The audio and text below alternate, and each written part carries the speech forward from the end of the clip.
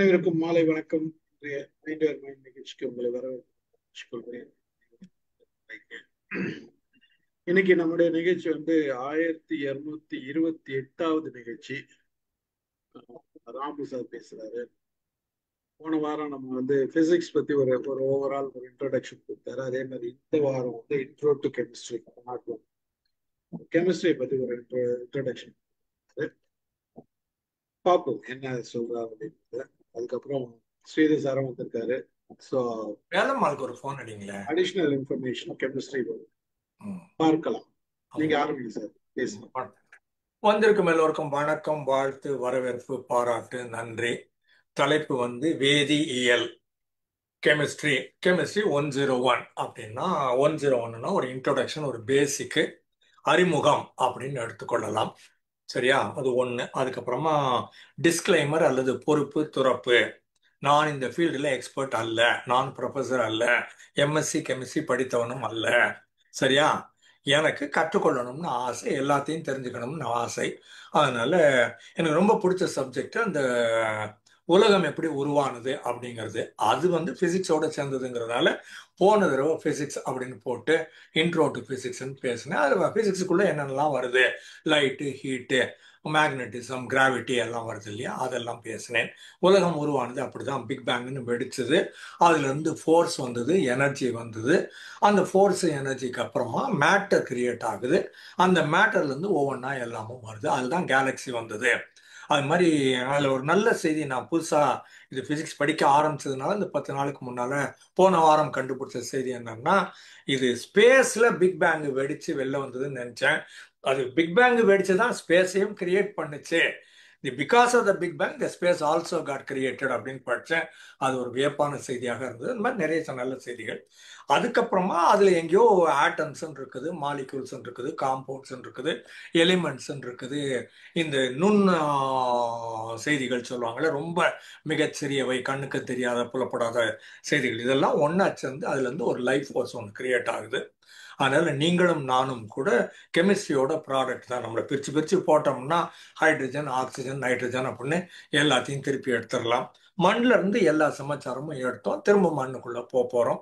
மண்ணுக்கு முன்னால ஸ்டார் டஸ்ட்ன்னு சொல்லுவாங்க. சரியான உயிர் எப்படி உருவாச்சு அப்படிங்கிறதுக்கான செய்தியும் நம்ம கையில இல்லை. பிக் பேங் ஏன் இப்படி வந்தது அப்படிங்கிறதுக்கான செய்தியும் இல்லை.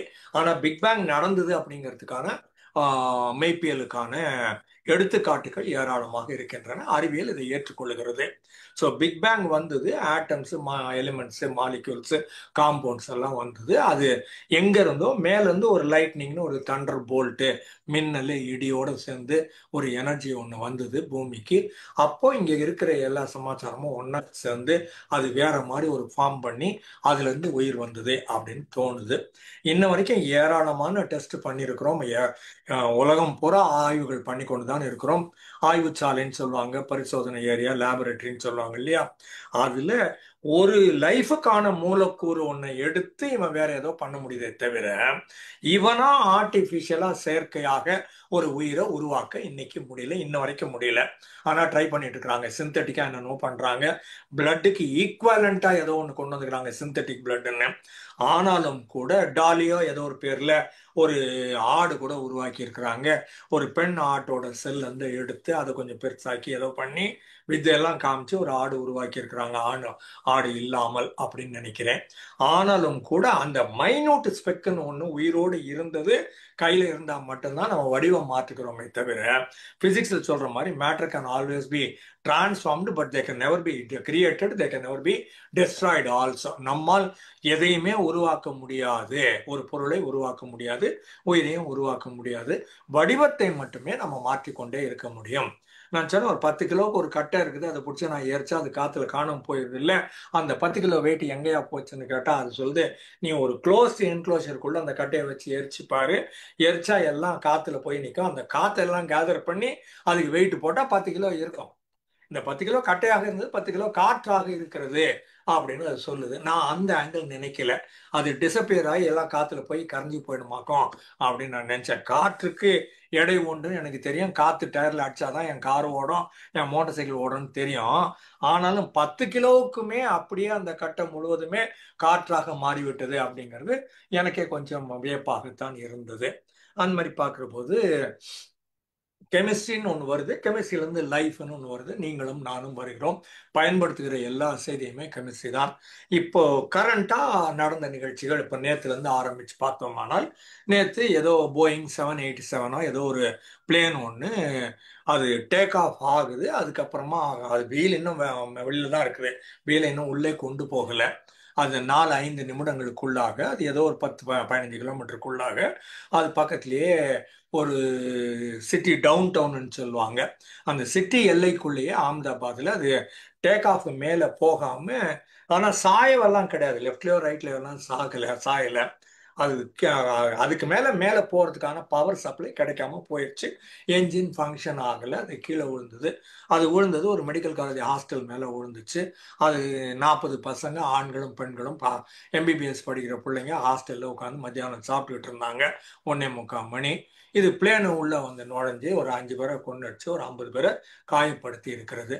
கனவுலையும் அவன் நினைச்சிருக்க மாட்டான், ஒரு பிளேனு நான் சாப்பிட்றப்ப வந்து என்னை சாகடிக்கும், என் கையை காலை உடைக்கும் அப்படின்னு அவனுக்கு தெரியாது. ஆனா இப்ப இந்த கெமிஸ்ட்ரியோட இது எங்க கனெக்ட் பண்றேன்னு கேட்டீங்கன்னா, பல நேரங்களில் நாம நினைப்போம் இதை சைக்கலாஜிக்கல் ஆங்கிளாவும் பார்க்கலாம், கெமிஸ்ட்ரி ஓரியன்டாவும் பார்க்கலாம். ரெண்டையும் கனெக்ட் பண்ண பார்க்கிறேன் நான். சரியா? கேள்விகள் இருந்தா கேளுங்க. பிளேன் போகுது, எல்லாரும் செல்போனை ஆஃப் பண்ணிடுங்கன்னு சொல்லிட்டாங்க, வேற எலக்ட்ரானிக் கேட்ஜெட்ஸ் யாரும் வச்சில்ல. ஆனா எல்லாரும் விண்டோ வழியா வேடிக்கை தான் பார்ப்பாங்க. எந்த பிளேன்ல யார் போனாலும் அந்த விண்டோல இருக்கிறவங்க, இல்லை பக்கத்துல இருக்கிறவங்க சரி, இந்த பக்கம் மூணாவது உட்காந்துருக்காலும் சரி, வெளியில வேடிக்கை பார்ப்பாங்க. வேடிக்கை பார்க்குறாங்க. பிளேன் இப்படிதான் போனோம், மேலே டேக் ஆஃப்னு தெரியுது. அப்புறம் பார்த்தா அது ஈவன் அவுட் ஆயிடுது. அப்புறம் பார்த்தா போகவே மாட்டேங்குது. இப்படியே 400 அடி 500 அடி லெவல்லே போகுது. கீழே இறங்குது, 300 200ன்னு இறங்குது. அப்போ உள்ள இருக்கிற ஆளுக்கு படபடன்னு வரத்தானே செய்யும் ஹார்ட் அட்டாக்கு. அந்த இடத்துல அவர்கள் அத்தனை பேருமே, பார்த்தவர்கள் அனைவருமே அச்சத்தில் தான் இருந்திருப்பாங்க. அது ஒரு மார்டல் ஃபியரும்பாங்க. ஐயோ செத்து போயிடுவோமா அப்படிங்கிற அந்த அச்சம் வந்துதான் இருக்கும். அது ஒரு நிமிஷத்துக்கு இருந்திருக்கக்கூடிய வாய்ப்பு இருக்குது, ஒரு ஆங்கிள். ரெண்டாவது ஆங்கிள், ஐயோ அத்தனையும் கீழே விழுந்த உடனே அவன் 1,00,000 லிட்டருக்கு பெட்ரோல் வச்சிருக்கான். அவன் பறக்க வேண்டிய டிஸ்டன்ஸ் லண்டன் வரைக்கும் போனோம். அது எப்படி பார்த்தாலும் அவனு 1,00,000 லிட்டருக்கு இருக்குது. கிட்டத்தட்ட 8 மணி நேரமோ 9 மணி நேரமோ ஆகும். அவ்வளோ மணி நேரம் பறப்பதுக்கு ரெக்கம் முழுக்க அவனுக்கு கெரோசின் அப்படின்னுட்டு உள்ள வச்சிருக்கிறாங்க. அது அப்படியே டமால்னு விழுந்து வெடிக்குது. அவ்வளவு பெட்ரோல் இருந்ததுன்னா அந்த ஹீட்டு எங்கன்னா ஒரு இடத்துல விழுந்துச்சுன்னா, அந்த ஸ்பீட்ல விழுந்துச்சுன்னா அது வெடிக்கத்தான் செய்யும். வெடிச்சது. அப்ப அத்தனை பேரும் கருகி போனார்களா? ஆமாம், கருகித்தான் போனார்கள். ஹீட் எவ்வளவு ஆச்சு தெரியாது, 1000 5000 டிகிரி செல்சியஸ் அது அந்த ஹீட் ஜெனரேட் ஆகுது. அவ்வளவு பெரிய நெருப்பு வருது இல்லையா? நெருப்பு என்ன பண்ணுதுன்னா உடனே அவ்வளவு ஆக்சிஜனே அது உறிஞ்சிடும். நெருப்பு இருக்கணும்னா அதுக்கு 3 பேசிக் கிரைட்டீரியா இருக்குது. ஒரு மேட்டர்னு ஒன்று இருக்கணும், ஏதாவது ஒரு பொருள், அது பில்டிங்கா இருக்கலாம், அது இரும்பா கூட இருக்கலாம். மேட்டர்னு ஒன்று இருக்கணும். ரெண்டாவது ஒரு சூடு, நெருப்பு, வெப்பம் அப்படின்னு ஒன்று இருந்தே ஆகணும். மூணாவது ஆக்சிஜன் ஒன்று இருந்தே ஆகணும். இந்த 3 இருந்தால் மட்டும்தான் நெருப்பு. இந்த 3ல எதையாவது ஒன்று ரிமூவ் பண்ணிட்டீங்கன்னா நெருப்பை அணைச்சிடலாம். அது அந்த இடத்துல ஆப்ஜெக்ட் எடுக்கலாம், இல்லைன்னா அந்த ஆக்சிஜனை எடுக்கலாம், இல்லைன்னா அந்த ஹீட்டை தண்ணி ஊற்றி சோப்பு நுரை போட்டு குளிர வைக்கலாம். எந்த 3ல எதை பண்ணலாம் அப்படிங்கிறதுக்கு தான் ஃபயர் ஸ்டேஷனில் ட்ரைனிங் கொடுத்துருப்பாங்க. I have had my training. ஒரு 5 நாள் நான் இந்த ட்ரைனிங் ப்ரோக்ராம் அட்டன் பண்ணியிருக்கிறேன் எல்ஐசியில். அதனால எனக்கு ஓரளவுக்கு தெரியும்னு வச்சுக்கோங்களேன். ஆனால் ரொம்ப நாள் ஆச்சு, மறந்துடுச்சு. ஆனாலும் அடிப்படையில் இந்த 3 இருக்குதுன்னு வச்சுக்கோங்க. இப்ப இந்த இடத்துல என்ன ஆகுதுன்னா ஆக்சிஜன் மொத்தத்தையும் அந்த நெருப்பு எடுத்துக்குது. ஏன்னா நெருப்புக்கு ஆக்சிஜன் தேவை. அப்ப நெருப்பு ஆக்சிஜன் எடுத்துருச்சுன்னா இன்ஸ்டன்டேனியஸா மிஞ்சி போனா ஒரு 4 செகண்ட் வச்சுக்கோங்களேன், அவங்க ஆக்சிஜன் இல்லாமல் இறந்து போயிருப்பார்கள். அந்த உடல் கருகி போயிருக்கும். ஸோ அது நேர்த்திய கனெக்டிவிட்டி. அப்போ எல்லாரும் நினைக்கிறாங்க, இந்த மாதிரி பாக்குறாங்க. சரி, அது இப்போ பெட்ரோல் வெடிச்சது இல்லையா, கெரோசின் சொல்லுவாங்க. அது பெட்ரோல் அல்ல, அது கெரோசின் பிளேன் பறக்கிறது. அந்த கெரோசின், அவ்வளவு கெரோசின் இருந்ததுன்னா, அவ்வளவு வெப்பமும் இருந்ததுன்னா அது நிச்சயமாக வெடிக்கத்தான் செய்யும். அது ஒரு கெமிக்கல் ரியாக்ஷன் தான். சரியா? அதுக்கப்புறம் வந்தோமானால் இதுலயே அடுத்து என்ன பண்றாங்க, இப்ப எல்லாரும் மக்கள் இறந்து போனாங்க. ஒரு 150 ஆண்கள், ஒரு 100 பெண்கள்னு வச்சுக்கோமே. அந்த மாதிரி கணக்கு பார்க்கிற போது அந்த யார் இறந்து போனார்கள் தெரியல. ஏன்னா இவ்வளவு நெருப்பை நாங்க பார்த்தது இல்லை, இந்த மாதிரி உடல் எரியாது அப்படின்னு பார்க்குற போது ஏதோ ஒரு சில உறுப்புகள் கிடைக்கக்கூடும், இல்லை கருகி போன உடலே முழுவதுமாக கிடைக்கக்கூடும். ஆனால் டிஸ்டார்டடாக இருக்கும், உங்களால் கண்டுபிடிக்க முடியாது, எலும்புக்கூடு மாதிரி இருக்கும்னு வச்சுக்கோங்களேன். அப்போ எப்படி கண்டுபிடிக்கிறது? அப்போ டிஎன்ஏ அனாலிசிஸ்ங்கிறாங்க. ஏன்னா டிஎன்ஏங்கிறப்போ டிஆக்சிரிபோ நியூக்ளிக் ஆசிட் அப்படிங்கிற மாதிரி டிஎன்ஏ அப்படின்னு வரும். அந்த டிஎன்ஏ உள்ளுக்குள்ள இருக்கிற நம்முடைய மூலக்கூறு அப்படின்னு எடுத்துக்கலாம். Core of who you are. Genetic material சொல்லுவோம், ஹெரிடிட்ரி மெட்டீரியல் சொல்லுவோம், ஜீன்ஸ்ன்னு சொல்லுவோம், ஜெனட்டிக் மெட்டீரியல் சொல்லுவோம். அந்த டிஎன்ஏ அந்த டிஎன்ஏ மூலமாக நான் யாருன்னு கண்டுபிடிக்கணும். அப்போ யாருன்னு கண்டுபிடிக்கணும்னா உடனே நார்மலாக மக்களுக்கு தோன்றது என்ன? கணவன் இம்மீடியட் ரிலேட்டிவ் ஒய்ஃபு, ஒய்ஃபுக்கு இம்மீடியட் ரிலேட்டிவ் கணவன் அப்படின்னா அவங்க கையில் டிஎன்ஏ வாங்கி மேட்ச் பண்ணலாமா? ஒன்றும் வேலைக்கு ஆகாது. ஏன் எந்த கணவனோட டிஎன்ஏவும் மனைவியோட டிஎன்ஏவோட மேட்ச் ஆகாது, எந்த மனைவியோட டிஎன்ஏவும் கணவனோட டிஎன்ஏவோட மேட்ச் ஆகாது. இந்த லாஸ்ட் பர்சன் நீங்கள் டிஎன்ஏ வாங்கி மேட்சிங் பார்க்கக்கூடிய ஆள் யாருன்னு கேட்டால் கணவனோ மனைவியோ. அப்போ யார்கிட்ட மேட்ச் பண்ணணும்? நீங்கள் உருவாக்குன குழந்தைகள் அவங்க கிட்ட இருந்து டிஎன்ஏ வாங்கி பார்த்தீங்கன்னா உங்க டிஎன்ஏ அவங்களுக்கு பாஸ் ஆனா இருக்கும். உங்க டிஎன்ஏக்கும் ஒய்ஃபு டிஎன்ஏக்கும் ஹஸ்பண்ட் டிஎன்ஏக்கும் சம்மந்தமே கிடையாது. இது பாட்டுக்கு வேற ப்ராடக்ட், அது பாட்டுக்கு வேற ப்ராடக்ட். சரியா? அப்போ உங்களை பெற்றோர்கள் இருக்கிறாங்க இல்லையா, அவங்க உங்களுக்கு டிஎன்ஏ கொடுத்துருக்குறாங்க. அதனால பெற்றோர்களை வாங்கலாம். இல்லைன்னா உங்க அண்ணன் தம்பி அக்கா தங்கை உடன் பிறந்தவர்கள் இருக்கிறாங்க இல்லையா, அவங்க கிட்ட அந்த டிஎன்ஏ மேட்சிங் பார்க்கலாம். அதனால இந்த டிஎன்ஏவை பார்த்து இப்போ அதுதான் கலெக்ட் பண்ணிட்டு உட்காந்துருக்குறாங்க. இறந்து போனவங்க எல்லாரோட ரிலேட்டிவ்ஸும் வர சொல்லி அவங்க ரிலேட்டிவ்ஸ் எல்லாம் அந்த டிஎன்ஏ மெட்டீரியலை எடுத்து அந்த டிஎன்ஏ மெட்டீரியல் இங்கே கையில் என்ன கிடைத்ததோ அந்த கிடைத்திருக்கிற உறுப்போ இல்லை உடலையோ இல்லை இந்த போனோ ஏதோ ஒன்று அதை எடுத்து வச்சுட்டு அதில் இருக்கிற டிஎன்ஏவை எடுத்து எங்கன்னா அந்த ஸ்ட்ரக்சரல் டயக்ராம் போட்டு பார்த்தோம்னா அது உள்ள காமிக்கும். அதன் மூலமாக இவங்க இன்னாருடைய ரிலேட்டிவ், அதனால இவங்களாக இருக்கக்கூடும் அப்படின்னுட்டு அது 99 விழுக்காடு சரியாக இருக்குன்னு வச்சுக்கோங்களேன். அந்த மாதிரி கண்டுபிடிச்சு கொடுக்கக்கூடும். அந்த ஒர்க் இப்போ ஓடிட்டு இருக்குது. அதனால இந்த பிளேன இன்சிடென்ட்டோட சொல்லுவோம் அந்த ரெண்டு செய்தி என்னன்னா, ஒன்று இவங்க யாரும் வலித்து இறக்கவில்லை, ஆனா பிளேன் இவ்வளவு கீழே போதே கீழே இறங்குதே அப்படின்னு பார்த்த நேரத்தில் அவங்களுக்கு நிச்சயமாக வலித்திருக்கும். சரியா? ஒன்று.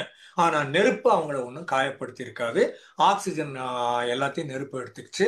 அவங்க இறந்துட்டாங்க, இறந்து போன உடல் எரிக்கப்பட்டது அப்படின்னு பார்க்குற போது அது ஏதோ ஒரு பிளெஸிங் இன் டிஸ்கைஸ்ன்னுவாங்கல்ல, அந்த மாதிரி பார்க்குற போது சரி நல்ல காரியம், வலிக்காம இறந்து போயிருக்கிறாங்க அப்படின்னு. அவங்க இறக்காமல் இருக்கிறதா நல்லது, அவங்க லண்டனுக்கு போயிருக்கிறதா நல்லது, நான் அதெல்லாம் மாற்றவே இல்லை. கிவன் தி சாய்ஸ்ல வலி இல்லாமல் இறந்து போயிருக்க கூடும் அப்படிங்கிறது ஒரு ப்ளஸ் பாயிண்ட் அப்படின்னு உங்களுக்கு சொல்ல வந்தேன். சரியா? அதுக்கப்புறமா கார்பன் 14 டேட்டிங்னு ஒன்று இருக்குது, அது கொஞ்சம் தள்ளி பின்னால வர்றேன் நான். அப்புறம் பிரைமார்டியல் சூப் அப்படின்னு ஒரு சூப்.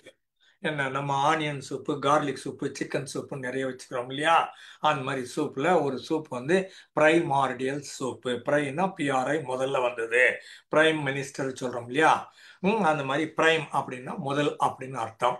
மார்டியல் அப்படிங்கிறது என்னன்னு பொருள் தெரியல. சூப்புங்கிறது ஒரு ஏதோ சில இன்கிரீடியண்ட்டை போட்டு கலக்கி விட்டீங்கன்னா ஜெல்லி மாதிரி ஒன்று வரும். வெறும் தண்ணியும் கிடையாது, சாலிடும் கிடையாது, நடுவில் ஜெல்லி மாதிரி ஒரு மேட்ரு இது. இதை பிரைமார்டியல் சூப்புன்னு சொல்லுவாங்க. பிக் பேங்னு ஒன்று வெடிச்சது இல்லையா, எல்லாமே அந்த குண்டூசி தலையில இருந்துச்சு, அவ்வளோண்டா இருந்தது. அதுலேருந்து வெடிச்சு சிதற போது என்டையர் கேலக்சி உருவாகுது. Billions of stars and multiple billions of planets and multiple billions of satellites, space எல்லாம் உருவாகுது. ஸ்பேஸும் இதுதான் கிரியேட் பண்ணுச்சு. சரியா? இந்த மாதிரி இது கிரியேட் பண்ணி வைக்கிற போது அது ஒட்டு மொத்தமாக அது வெடிச்சு சிதற போது இந்த ஃபோர்ஸு, எனர்ஜி, மேட்டர் எல்லாம் வருது. அப்போ அதுக்கப்புறம் மெதுவாக குளிர ஆரம்பிக்குது. அப்போ தண்ணீர் உருவாகுது. அதுக்கப்புறமா அதை வந்து அதுக்கு முந்தின ஸ்டேஜ் இந்த பிரைமார்டியல் சூப்புன்னு சொல்லுவாங்க. சூப் மாதிரி ஒரு குழம்பு மாதிரி ஒரு சமாச்சாரம் உலகம் பூரா இருந்ததுங்க. அப்புறமா அது கொஞ்சம் கொஞ்சமாக வெயிட் தாங்கி எங்கேயோ உட்காந்து அது அந்தந்த இடத்துல செட்டில் ஆகி அந்த ஈர்ப்பு சக்தின்னு ஒன்று சொல்லுவாங்கள்ல, சூரியனுக்குன்னு ஒன்று, அப்புறமா பிளானட்டுக்குன்னு ஒன்று, சேட்டலைட்டுக்குன்னு ஒன்று, ஒன்னோட ஒன்று எல்லாம் சேர்ந்து சுற்றி ரவுண்ட் அடிச்சு அதெல்லாம் சேர்ந்து பண்ணும்போது ஒரு தண்ணீர்னு ஒன்று உருவாகுது. அப்போ லைஃப் ஃபோர்ஸ் எல்லா உயிரினமும் முதலில் தண்ணீரில் தான் உருவாகி இருக்க வேண்டும். அதுக்கு முன்னால இந்த பிரைமார்டியல் சூப்னு ஒன்று இருந்தது. இந்த சூப் வந்து நான் இதில் ஏஐயில் எழுதி போட்டேன், நல்ல டேஸ்டியாக இருந்திருக்கணும், இன்க்ரீடியன்ட்லாம் என்னன்னு சொன்னீங்கன்னா எங்கள் வீட்டில் பண்ணி பார்க்குறேன் அப்படின்னு சொல்லியிருந்தேன். அது நிஜமாவே அது தமாஷா பதில் சொல்லுது. இது வந்து யுனிவர்சல் சால்வெண்ட் அப்படின்னு பேர் வாட்டருக்கு. எதை வேணாலும் இது கரைக்கும், மிகச்சிறந்த கரைப்பான். அப்படின்னா எதை வேணாலும் உள்ளத்துக்கு போட்டிங்கன்னா ஒரு கலக்கலக்கணியா அந்த தண்ணி எல்லாத்தையும் வாங்கிக்கும். அப்படிங்கிறது கரைக்கக்கூடிய செய்தி சால்வெண்ட்னு சொல்லுவாங்க. மிகப்பெரிய லைஃப் ஃபோர்ஸும் இதுதான். உலகத்தில் இருக்கிற எல்லா லைஃப் ஃபோர்ஸுக்கும் உள்ளேயும் தண்ணி இருந்தே ஆக வேண்டும். அது ரெண்டாவது. மிகப்பெரிய டெஸ்ட்ராயர் எதுன்னு கேட்டிங்கனாலும் அதுவும் இதுதான். இந்த கடலோ இல்லை ஓடி தாண்டவம் வர்றதோ இந்த மாதிரி எங்கேயோ மிக அதிகப்படியான ஃப்ளாஷ் ஃப்ளட்டும்பாங்க. நீ பார்த்துட்டே இருப்பீங்க, திடீர்னு பார்த்தா அப்படியே குத்தாலத்தில் மொத்தமாக கொட்டி ஒரு பையன் போன வருஷம் இறந்து போனான். இது திடீர்னு நம்ம பார்த்துட்டே இருக்கும்போது கண்ணு முன்னால் அவ்வளோ 10 அடி உயரத்துக்கு 100 மீட்டர் அகலத்துக்கு அப்படியே தண்ணி வரும், மொத்தத்தை எழுத்துட்டு போயிடும். You just can't do anything about it. அந்த மாதிரி வர்றபோது ஃப்ளட் எல்லாம் வரும். யூனிவர்சல் டெஸ்ட்ராயரும் கிரேட்டஸ்ட் டெஸ்ட்ராயர் எதுன்னு கேட்டிங்கன்னா வாட்டரு. கிரேட்டஸ்ட் லைஃப் கிரியேட்டர் எதுன்னு கேட்டிங்கன்னா வாட்டரு. கிரேட்டஸ்ட் கரைப்பான் என்ன சால்வெண்ட் எதுன்னு கேட்டிங்கன்னா அதுவும் வாட்டரு. அது என்னன்னு கேட்டோம்னா H2O. ரெண்டு ஹைட்ரஜன் ஆட்டமும் ஒரு ஆக்சிஜன் ஆட்டமும் ஒன்றா சேர்ந்துச்சுன்னா அது ரெண்டும் ஒன்னோட ஒன்று ஒட்டிக்கிட்டு அது கிளியர் ஆச்சுன்னா அது வந்து வாட்டராக மாறி விடுகிறது அப்படிங்கிறாங்க. ஸோ ஓஷன் ஒன்று ஃபார்ம் ஆகுது. ஓஷன் எப்படி வந்தது? மேலே வந்து ரெயின் மாதிரி ஒன்று வந்தது. ரெயின் எப்படி வந்தது? அந்த சூப்பர்லாம் அது மாதிரி கண்டென்ஸ் ஆகி அது தண்ணி மாதிரி ஆகி அது கொட்டி கடலாக மாறுது. அது ஓஷன் பெருசாக இருந்ததுன்னா ஓஷன், சின்னதாக இருந்தால் சீன்னு வச்சுக்கோங்களேன். அந்த மாதிரி இருக்குது. அது கூல் டவுன் ஆச்சு. அது வாட்டர் பேஸ் அப்படின்னு ஒன்று உருவாச்சு. அதுக்குள்ள மீத்தேன் ஒன்று இருந்தது, அப்புறம் ஹைட்ரோ கார்பன் ஒன்று இருந்தது. என்ன அப்புறம் வல்கானிக் எரப்ஷன்ட்டு அங்கங்கே எரிமலைகள்லாம் இருந்தன. அந்த எரிமலைகள் வெடித்தன. வெடித்து சிதற போது பூமி கோர் உள்ள இருந்து என்ன ஆகுதோ அதெல்லாம் கூட வெளியில வந்துச்சு. நார்மலாக இதெல்லாம் பார்க்க முடியாது. இந்த மாதிரி வெடிச்சா மட்டும்தான் அது 10 கிலோமீட்டர் உள்ள 50 கிலோமீட்டர் உள்ள இருக்கிற மெட்டீரியல் எல்லாம் வெளியில வந்து விடக்கூடிய வாய்ப்பு இருக்குது. என்ன அதுல இருந்து கேஸ் வருது. அப்புறம் carbon building blocks of life எல்லாம் கிடைக்குது. அதுக்கப்புறமா மரைன் பீயிங் அப்படிங்கிற மாதிரி ஏதோ ஒன்று வருது. அதில் பயாலாஜிக்கலாக சிலது இருக்குது. மாஸ்குலின் ஃபெமினின் கலப்பில் உயிரினம் உருவாகுதுன்னு இருக்குது. அது இல்லாமலும் உயிரினம் உருவாகிருக்குதுன்னு இருக்குது. டீட்டெயில்ஸ் அப்புறம் வர்றேன். அப்புறம் இதில் வந்து ammonia, hydrogen, carbon di oxide, nitrogen, hydrogen, அதுக்கப்புறம் ஃபார்மால்டிஹைடுங்கிறாங்க. ஃபார்மால்டிஹைடுங்கிறது இந்த உடலை பாதுகாப்பது, இறந்து போன உடலை பாதுகாப்பதற்கு பயன்படுத்தப்படுகிற ஒரு மிகப்பெரிய ஆசிடுன்னு வச்சுக்கோங்களேன். அட்டகாசமான ஆசிடு ஃபார்மால்டிஹைடுன்னு பேர். அது இதெல்லாம் வந்துச்சு. அப்புறம் கூடவே அமினோ ஆசிடு, ஆல்கஹாலும் வந்ததுன்றாங்க. நியூக்ளியோ பேஸ்ன்னு ஒன்று, பாஸ்பேட்ஸ் இதெல்லாம் வந்துச்சு. இதெல்லாம் சேர்ந்து ப்ரோபயோட்டிக் கிளைமேட்டை கொடுக்குது. பயோன்னா உயிரினம், வருவதற்கு ப்ரோபயோட்டிக்னா அது உயிரினம் வருவதற்கான ஏதுவான தோதுவான உகந்த ஏற்ற வகையிலான ஒரு சூழலை இதெல்லாம் பண்ணி கொடுக்குதுங்க. அப்புறம் மேல இருந்து லைட்னிங்னு ஒன்று வருது, மின்னல் வருது. அப்புறம் இந்த வால்கானிக் ஹீட்டு வருது. அப்புறம் ஜியோ தெர்மல் வெண்ட்டுன்னா பூமி இருக்குது, அங்கங்க பிளந்து அந்த ஹீட்ல வெடிப்புன்னு வரும் இல்லையா, அந்த மாதிரி வர்ற போது உள்ள இருக்கிற தண்ணி வெளியில வருது, வெண்ட்டும்பாங்க. வீட்டில் கூட அங்கே வெண்ட்டுன்னு மேலே சொல்லுவாங்க. ரொம்ப சூடாச்சுன்னா அந்த சின்னதா ஒரு அடிக்கு ஒரு 3 இன்ச்சுக்கு ஒரு ஓப்பனிங் ஒன்று பண்ணி வைப்பாங்க. இங்க இருக்கிற போது அந்த ஹீட்டை வேவ் வெளியில போயிடும், இந்த பக்கம் உள்ள கூலா காத்து வருங்கிறதுனால வீடுகளில் வெண்ட்டுன்னு ஒன்று வைப்பாங்க. இப்போ வைக்கிறாங்க தெரியாது, அது வென்டிலேட்டர்னு சொல்லுவோம் இல்லையா. அந்த மாதிரி பூமிக்குள்ள இருந்து வெண்ட் வந்ததுன்னா அதுல இருந்து தண்ணி வரும். இந்த ஆயிலையும் அப்படிதான் எடுக்கிறாங்களா. க்ரூட் ஆயில்லாம் பாறைகளுக்கு நடுவில் இருக்கிற வெண்ட்டில் பிடிச்சி உறிஞ்சி இழுத்து தான் க்ரூட் ஆயில் கிடச்சி அதுக்கப்புறம் நமக்கு அது பெட்ரோல்னு உள்ள வருது, நம்ம கடைகளுக்கெல்லாம் வருது. என்ன hydro thermal vent offered safe mineral rich zone for other things to come into being. வோல்கானிக் ஹீட்டுன்னு இருக்குது, ஜியோ தெர்மல் வெண்ட்டுன்னு ஒன்று உடஞ்சி அதுல இருந்தும் கிடைக்குது. இதுல இருந்து நமக்கு ஹைட்ரோன்னா வாட்டரு, தெர்மல்னா சூடு, இதுவும் சேர்ந்து மினரல் ரிச் ஜோன் நமக்கு ஒன்று உருவாகுது. அப்புறம் அல்ட்ரா வயலட் ரேடியேஷன் சொல்றாங்க. இது கலிபோர்னியாவில் பெரும்பாலும் சொல்லுவாங்க. இது இன்னும் ஒரு ஆங்கிள் இருக்குது, அதனால சூரிய வெளியில போனீங்கன்னா அது ஒரு மாதிரி ஆங்கிள் தாக்குற போது ஸ்கின் எல்லாம் ஏதோ ஆயிரும், கெட்டு போயிடும், கேன்சர் கூட வரக்கூடிய வாய்ப்பு இருக்கு. நார்மல் ஹீட்டை சொல்லல அவங்க, அல்ட்ரா வயலட் ரேஸ் வருது அப்படின்னு சொல்றாங்க. அதனாலதான் அவங்க நிறைய இந்த முகம் பூரா சன்ஸ்கிரீன் ஒன்று போட்டுக்கிட்டு தான் வெளியில போவாங்க. ஸோ அந்த மாதிரி அல்ட்ரா வயலட் ரேடியேஷன் வருது. அது வந்ததுன்னா இங்கே உள்ளுக்குள்ள வந்து இங்கே இருக்கிறதோட சேருது, வால்கானிக் எரப்ஷன் ஒன்று இருக்குது, மின்னல் ஒன்று வெட்டுது, ஜியோ தெர்மல் வெண்ட் ஒன்று கிடைக்குது, அல்ட்ரா வயலட் ரேடியேஷன் வருது. இது எல்லாமும் சேர்ந்து ஒரு லைஃப் வருவதற்கான வாய்ப்பை உருவாக்கி தருகின்றன. Very likely life began under water in deep went. அந்த விரிசலுக்கு நடுவில், பாறையில் நடந்த விரிசலுக்கு ஏற்பட்ட விரிசலுக்கு நடுவில் ஏதோ ஒன்று உள்ளேருந்து வருது. அதுலேருந்து அந்த மாதிரி தான் லைஃப் வந்திருக்குதுன்றாங்க. But coming back to chemistry, பேசிக்காக என்னன்னா what stuff is made of. ஒரு பொருள் அப்படின்னு எடுத்தீங்கன்னா அது எதுல இருந்து உருவாகியது அப்படின்னு பார்த்தீங்கன்னா அது ஆட்டம், எலிமெண்ட், மாலிக்யூல் அப்படின்னு அடிப்படை சொல்றாங்க. அதுதான் மூலக்கூறுகளாக. அதுக்கப்புறம் how stuff interacts with and transforms. இன்னொன்னோட எப்படி சேருது. வெறும் ஹைட்ரஜன் ஹைட்ரஜனாவே இருக்கலாம், ஆக்சிஜன் ஆக்சிஜனாவே இருக்கலாம். அது எப்படி ரெண்டும் ஒன்னா சேர்ந்து ஹைட்ரஜன், ரெண்டு ஹைட்ரஜனும் ஒரு ஆக்சிஜனுமா சேர்ந்து அது வாட்டராக மாறுகிறது. அப்போ சில உலகங்களை ஒன்னா சேர்த்து எப்படி ஸ்மெல்ட் பண்ணி வேறு ஒரு வடிவம் கொடுக்கிறார்கள் அப்படின்னு பார்க்கறதெல்லாம் கெமிஸ்ட்ரி. முதல்ல கெமிஸ்ட்ரிங்கிறது ஆல்கமின்னு சொன்னாங்க. ஆல்கமின்னா ரசவாதம் அப்படின்னு தமிழ்ல சொல்லுவாங்க. ரசவாதம்னா அடிப்படையில் இப்போ காமன் மேனுக்கு புரியுற மாதிரி ஒரு செய்தி, முழுக்க முழுக்க சரின்னு சொல்ல முடியாது, ஆனாலும் காமன் மேனுக்கு புரியுற மாதிரி செய்தி என்னன்னு கேட்டீங்கன்னா, எதையோ ஒன்று கெமிக்கல்ஸை ஒன்னா கொண்டாந்து போட்டு என்னவோ பண்ணா திடீர்னு தங்கம் அப்படின்னு நமக்கு ஒன்று கிடைக்கும் அப்படின்றாங்க. அதை ரசவாதம் சொல்லுவாங்க. பட் ப்ராசஸ் என்னன்னு கேட்டீங்கன்னா, கடையில் வாங்குற தங்கத்தை விட இந்த இந்த ப்ராசஸ் விலை ஜாஸ்தி. பண்ண முடியும், எல்லாராலையும் தங்கத்தை உருவாக்க முடியும். ஏன்னா அது உள்ளகிறதெல்லாம் நமக்கு தெரியும். அது வேணுங்கிற மாதிரி எல்லாம் பண்ணோம்னா அது ரசவாதம் சொல்லுவாங்க. முதல்ல கெமிஸ்ட்ரிங்கிறது தங்கத்தை உருவாக்குவது எப்படி, இல்லைன்னா காஸ்ட்லியான ஒரு மெட்டலை உருவாக்குவது எப்படி அப்படிங்கிறது மட்டும்தான் அவங்களுக்கு அடிப்படை நோக்கமாக இருந்தது. ரசவாதத்திலிருந்து மாற்றி தான் அதுக்கப்புறமா இல்லை இது ஃபார்மசூட்டிக்கலாகவும் பண்ணலாம், ஹெல்த்துக்காகவும் பண்ணலாம், உடல் நலத்துக்காக பண்ணலாம் அப்படிங்கிற பின்னால் வந்ததெல்லாம் பின்னால் வந்த கெமிஸ்ட்ரி. அடிப்படை chemistry was more interested in alchemy and creating gold or valuable substances initially. அது வந்து அந்த ஸ்டஃப் ரியாக்ட்ஸ் அண்ட் டிரான்ஸ்ஃபார்ம்ஸ், ஒரு வடிவம் இன்னொரு வடிவமாக மாறுவது எப்படி அப்படின்னு பார்த்தாங்க. அப்புறம் இந்த கெமிஸ்ட்ரி என்ன பண்ணுது, பிசிக்ஸ்ல இருந்து எடுத்துக்குது, ஆட்டமும் மாலிக்யூல் எலிமெண்ட் எல்லாம் எடுத்துக்கிட்டு அந்த ஃபோர்ஸ் எனர்ஜி எல்லாம் எடுத்துக்கிட்டு அது ஏதோ மியூட்டேஷன்ல ஒரு காம்பினேஷன்ல ஒரு கூட்டு சேர்க்கையில் அது வேற மாறுது. அதுல பயாலஜியை சேர்க்குது, பிசிக்ஸை சேர்க்குது, மெடிசனை சேர்க்குது, எர்த் சயின்ஸ் அப்படின்னுட்டு இந்த ஜியாலஜியும் ஜியாகிரபி இதெல்லாம் எர்த் சயின்ஸும்பாங்க. அஸ்ட்ரானமி வானத்திலிருந்து வர்றது சேர்த்து எடுத்துக்குது.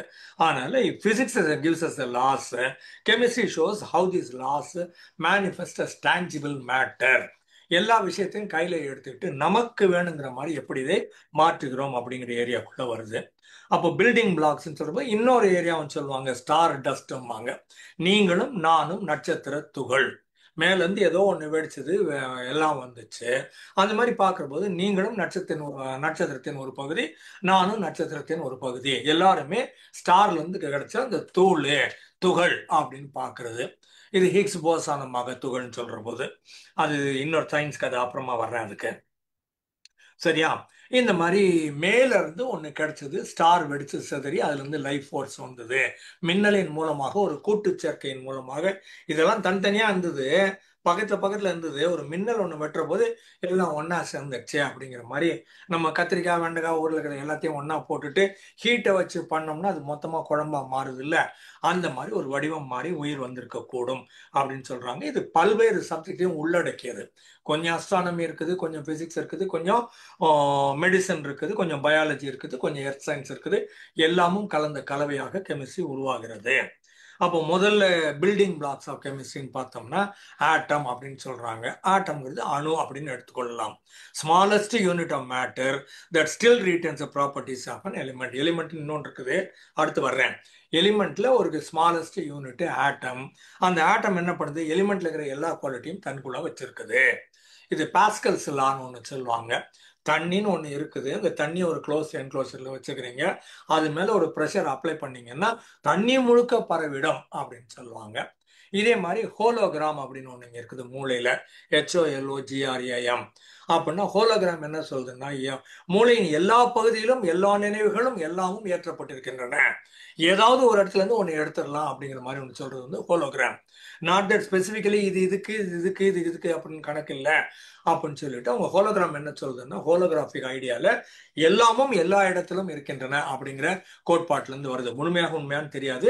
ஹோலோகிராமோட கோட்பாடு என்னன்னா, எல்லாமும் எல்லா இடத்திலும் இருக்கின்றன அப்படிங்கிறது. அந்த மாதிரி பார்க்குறப்ப இந்த ஆட்டம் வந்து எலிமெண்ட்ல இருக்கிற எல்லா சமாச்சாரத்தையும் இந்த நுண்ணீர் தனக்குள்ள வச்சிருக்குது. அன்னைக்கும் பிசிக்ஸ் பத்தி பேசுறப்ப சொன்ன மிகப்பெரிய கேலக்சியை எடுத்து போட்டோ பார்த்தீங்கன்னாலும் ஒரு சின்ன இலையோ ஒரு பூவையோ எடுத்து அதை மில்லியன் டைம் பில்லியன் டைம் பெருசாக்கி பார்த்தீங்கன்னாலும் அதுக்குள்ள இருக்கிற மூலக்கூறும் வெளியில இருக்கிற அவ்வளோ பெருசும். தி மேக்சிமம் ஏரியா நீங்க பார்க்கக்கூடியது, இந்த மைன்யூட்டஸ்ட் ஏரியா நானோ ஏரியா நீங்க பார்க்கக்கூடியது, ரெண்டோட பிக்சரும் ஒரே மாதிரி இருக்கும். ஏன்னா இது அதோட பிக்சரை வாங்கி உள்ள வச்சிருக்குது. அதே தான் இங்கேயும் சொல்லுது, எலிமெண்ட்ல இருக்கிறது எல்லாத்தையும் ஆட்டம் தனக்குள்ளே வாங்கி வச்சிருக்குது. ஸ்மாலஸ்ட் யூனிட் எலிமெண்ட்னா என்ன? Pure substance. இது ஆக்சிஜன் சொல்றோம், கோல்டுன்னு சொல்றோம், ஹைட்ரஜன் சொல்றோம், நைட்ரஜன் சொல்றோம். இதெல்லாம் வந்து pure element substances made up of one type of atom. இந்த கோல்டுக்குள்ள எடுத்தீங்கன்னா இருக்கிறது எல்லாமே கோல்டா தான் இருக்கும், வேற இருக்காது. நீங்க கலந்து நகை பண்றீங்கிறது தனி கதை. செப்பு கலக்கிறோம், நிறைய கலக்கிறோம், ஏமாத்துறவங்க எல்லாம் தனி கதை. ஆனா கோல்டுன்னு எடுத்தீங்கன்னா இருக்கிறது எல்லாமே கோல்டு ஆட்டமாக இருக்கும். அயன் எடுத்தீங்கன்னா இருக்கிறது எல்லாமே அயன் ஆட்டமாக இருக்கும். அப்போ அதை ஏன்னு சொன்னீங்கன்னா இது ஏ ஏ ஏ ஏ ஏ ஏ அப்படின்னு சொல்ற மாதிரி இருக்கும். அதுக்கப்புறம் மாலிக்யூல்னு ஒன்று இருக்குது. Atoms joint forces to form molecules. என்ன இதெல்லாம் ஒன்னா சேர்ந்து மாலிக்யூல்னு மாறுது. If different elements team up it becomes a compound. அப்போ ஹைட்ரஜன் ஒன்று இருந்தது தனியா, அது ஆக்சிஜன் ஒன்று தனியா, இது ரெண்டத்தையும் சேர்த்தீங்களா இப்போ இது வேற. வெறும் ஹைட்ரஜன் மட்டும் தனியா இருந்தது, ஹைட்ரஜன் ஹைட்ரஜன் ஹைட்ரஜன் ஹைட்ரஜன் இருந்தது, அது வந்து எலிமெண்ட். ஹைட்ரஜன் ஆக்சிஜன் ஒன்னா சேர்ந்தா இது பிகம்ஸ் அ காம்பவுண்ட். சோடியம் குளோரைடுன்னு சொல்றோம், உப்புன்னு போட்டு சாப்பிட்றோம் இல்லையா, NaClம்பாங்க. அது Naங்கிறது சோடியம் தனியா, குளோரின்ங்கிறது தனியா, இது ரெண்டுத்தையும் ஒன்றா சேர்த்து நம்ம NaCl சோடியம் குளோரைடு சொல்லிட்டு உப்பு அப்படின்னு சாப்பிட்றதுக்கு பயன்படுத்தி கொண்டிருக்கிறோம். இது வந்து காம்பவுண்டா மாறுது, மாலிக்யூலா மாறுது. அப்புறம் கெமிக்கல் பாண்டிங்னு ஏதோ ஒன்று வருது, அது வந்து எல்லாத்தையும் ஒன்னா சேர்த்து இப்படியே தான் இருக்கும், ஒன்னா ஆகிடும் அப்படின்னு சொல்லுது. பிரிஞ்சு போகாமல் ஒன்னா சேர்த்து இணைச்சிருது அப்படிங்கிறது பாண்டிங்னு பேரு. சில நேரங்களில் என்ன ஆகும்னா இதுவும் அதுவும் ரியாக்டும் ஆகும். அந்த மாதிரி வர்றது bonds break and form to make new substances. புதுவிதமான செய்தியை இன்னொரு சப்ஸ்டன்ஸை உருவாக்கக்கூடிய வாய்ப்பு இருக்கு. அதை வந்து ரியாக்ஷன் சொல்லுவாங்க. ஸோ பாண்டிங்ன்றது ஒன்னா வர்றது, ரியாக்ஷனுங்கிறது வெடிச்சு சிதறி தனித்தனியா போறது. So, law of conservation of mass, matter can neither be created nor be destroyed, only transformed. இது பிசிக்ஸ்ல இருந்து வர்ற செய்தி பேசிக்ஸ். என்ன ஸ்டேட்ஸ் ஆஃப் மேட்டர்னா ஒன்று சாலிடாக இருக்கும், இல்லைன்னா லிக்விடாக இருக்கும், இல்லைன்னா காற்றாக இருக்கும், இல்லைன்னா பிளாஸ்மான்னு ஒன்று சொல்றாங்க. இது பிங்கான் மாதிரி ஒரு செய்தின்னு நினைக்கிறேன். விட்ரியஸ் இன்னொரு பேர் சொல்லுவாங்க, VITREOUS. இது வாஷ் பேசினோ இந்த கிளாசெட்டோ பாத்ரூம் கிளாசெட்டோ அதெல்லாம் இந்த பிளாஸ்மா ஏரியாக்குள்ள வரும்னு நினைக்கிறேன். பட் நார்மலா நாம பார்க்கறது சாலிடு, லிக்விடு, கேஸ்ன்னு மூணு தெரியும். இந்த மூணுத்தையும் ஈஸியா சொல்லணும்னா உங்களுக்கு தண்ணியில பார்த்துக்கலாம். தண்ணியா இருக்கிற போது லிக்விடு, அதை ஃப்ரீஸ் பண்ணீங்கன்னா அது சாலிடு, அதை சூடு பண்ணீங்கன்னா அது கேஸு, காத்துல மாறிடுது. அதனால மூன்று வடிவம் மாறுது. கண்ணதாசனை உள்ள கொண்டாந்து விட்டீங்கன்னா, நான் நிரந்தரமானவன், அழிவதில்லை, எந்த நிலையிலும் எனக்கு மரணம் இல்லைன்னா, நான் மனுஷனாக இருந்தாலும் நான் சாக மாட்டேன். நீ என் பாட்டு படிச்சு பார்த்தீங்கன்னாலும் நான் சாக மாட்டேன். அது சவுண்டா காத்துல வந்ததுனால நான் சாக மாட்டேன். என்ன பண்ணாலும் நான் சாக மாட்டேன், எந்த நிலையும் எனக்கு மரணம் இல்லைன்னு அந்த ஆள் சொன்னாரு. சரியா? அதுக்கப்புறம் ஆசிட் பேஸுங்கிறாங்க. ஆசிட் நமக்கு தெரியும், nitric acid, hydrochloric acid, sulphuric acid இருக்குது. ஒரு தடவை என்ன வாத்தியார் கேட்டாரு, நான் பியூசியில் மட்டும்தான் கெமிஸ்ட்ரி படித்தேன், அதுக்கப்புறம் படிக்கலன்னு வச்சுக்கோங்களேன். அதுவும் ஒழுங்காக படிக்கலைங்கிற தனி கதை. என்ன இது கான்சன்ட்ரேட்டட் சல்ஃபியூரிக் ஆசிடும் கான்சன்ட்ரேட்டட் நைட்ரிக் ஆசிடும் கான்சன்ட்ரேட்டட் ஹைட்ரோக்ளோரிக் ஆசிடும் ஒன்னா ஊற்றினா என்ன ஆகும்? அது ஏதோ ஒரு காம்பினேஷன் ஈக்குவேஷன் இருக்குது. அந்த ஆள் கேட்டாரு. நான் சொன்னேன் டெஸ்ட் போஞ்சு போடும் சார். எதெல்லாம் நீ கான்சன்ட்ரேட்டட் ஆசிட் ஒன்னா போட்டீங்கன்னா அது ஹார்ட் கிளாஸ் டெஸ்ட் டியூப்னு ஒன்று எடுக்கணும். சாதா கண்ணாடி டெஸ்ட் டியூப்ல 3 ஆசிட் ஊத்துனீங்கன்னா பட்டாலும் டெஸ்ட் டியூப் அடிச்சிடும், தாங்காதது. சரியா? ஆசிட்னு ஒன்று இருக்குது. அதுக்கப்புறம் சொல்யூஷன்ஸ் அண்ட் மிக்சர்ஸுங்கிறாங்க. இது இதுவும் தனியா நிற்கும், அதுவும் தனியா நிற்கும், ஆனா ஒன்று சேர்ந்து பாண்டிங்ல நிற்கும்ன்றாங்க. நான் உனக்குள்ள மாறல, நீ எனக்குள்ள மாறல. உன்னோட ஐடென்டிட்டி உங்ககிட்ட இருக்குது, என்னோட ஐடென்டிட்டி என்கிட்ட இருக்குது, ஆனா ரெண்டு பேரும் பக்கத்துல பக்கத்துல இருக்கிறோம் அப்படிங்கறத சொல்யூஷன் சொல்றாங்க. தெர்மோ அப்படின்னா ஹீட்டுங்கிறாங்க. தெர்மோ டைனமிக்ஸ்னா எனர்ஜி ஹீட்டு, இது ரெண்டும் ஒன்றா சேர்ந்தா என்ன ரியாக்ஷன் வருது. அப்புறமா மேஸை உள்ளே கொண்டு வந்து விடுறாங்க. பீரியாடிக் டேபிள்னு ஒன்று இருக்குது. அந்த டேபிளில் ஒவ்வொருத்துக்கும் ஒவ்வொரு நம்பர் சொல்கிறாங்க. அதுக்கப்புறம் அது வேலன்ஸ் என்னென்னோ இருக்குது. பென்சின் டயக்ராம் அப்படின்ற மாதிரி ஒரு டயக்ராம் ஒன்று போடுவாங்க. அதெல்லாம் ரொம்ப காம்ப்ளிகேட்டட் ஏரியா. ஆனால் அடிப்படையில் இதுங்களுக்கெல்லாம் ஏதோ ஒரு பேர் ஒன்று இருக்குது. பொட்டாசியம்னா கே, சியுன்னா குப்ரம், ஏயுன்னா ஆரம், ஆரம்னா கோல்டு, என்ன குப்ரம்னா காப்பர் அப்படின்னு நினைக்கிறேன். அந்த மாதிரி ஹெச்னா ஹைட்ரஜன், ஓன்னா ஆக்சிஜனு, எஸ்ன்னா சல்ஃபரு, சல்ஃபூரிக் ஆசிட் எதனா ஒன்று இருக்கும்.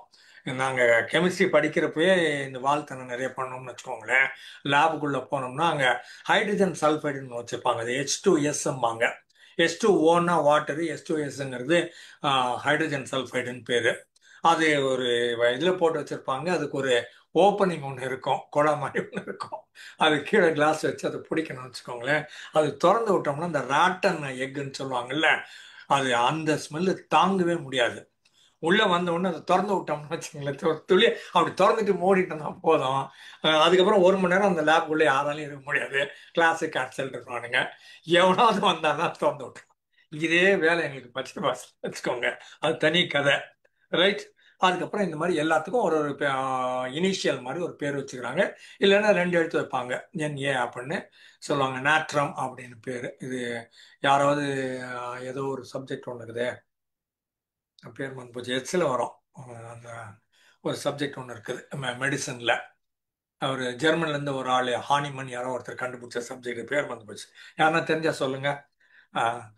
அதில் நாட்ரம் ஒரு காலிமோர் காலிஃபாஸ் அப்படின்னு கடுகு சைஸில் ஏதோ ஒன்று கொடுத்தா எல்லாம் உடம்புலாம் சரியாக போய்டுன்னு சொல்லுவாங்க.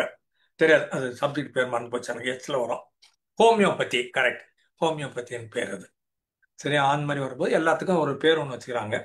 அதுக்கப்புறம் நிஜம் அப்ளிகேஷன்ஸ்ன்னு எடுத்தீங்கன்னா சமையல் பண்ணுறது கூட ஒரு கெமிக்கல் எக்ஸ்பெரிமெண்ட்டு, கெமிக்கல் ரியாக்ஷன் தான்.